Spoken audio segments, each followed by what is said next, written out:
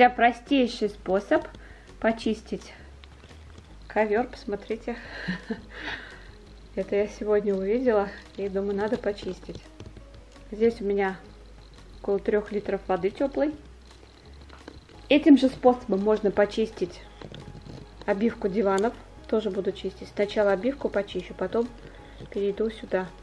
И сейчас покажу, что нужно еще добавить сюда, чтобы получить чистящую смесь, которая на самом деле все чистит. Вы в процессе все увидите. Понадобится жидкий гель для стирки, и также я беру 9% уксус.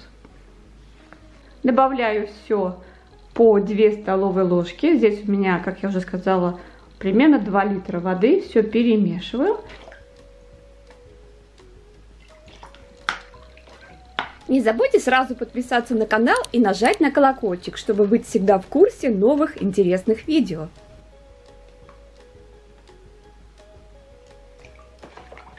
И можно уже все чистить. Кроме этого, чтобы избавиться еще от запаха, уксус, конечно, удаляет запах, но чтобы был еще приятный, я использую эфирное масло, где-то примерно 2-3 капли.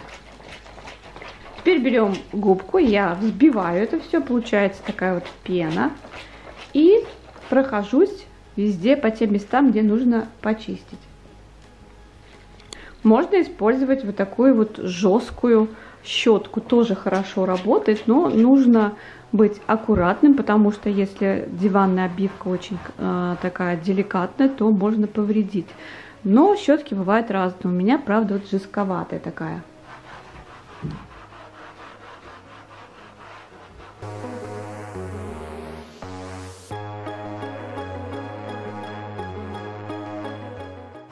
Наносим пену на щетку, а потом уже наносим ее на поверхности, которые нужно чистить.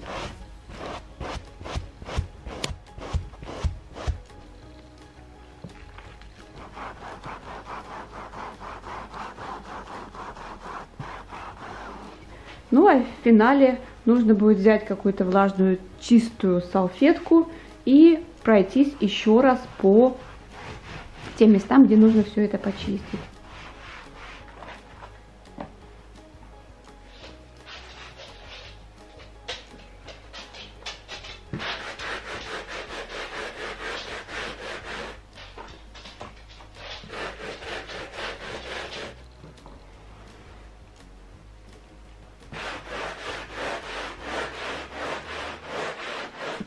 Вот и все. И примерно через час палас, ковер, диван, обивка имеется в виду, все просохнет и можно пользоваться, все будет чистым.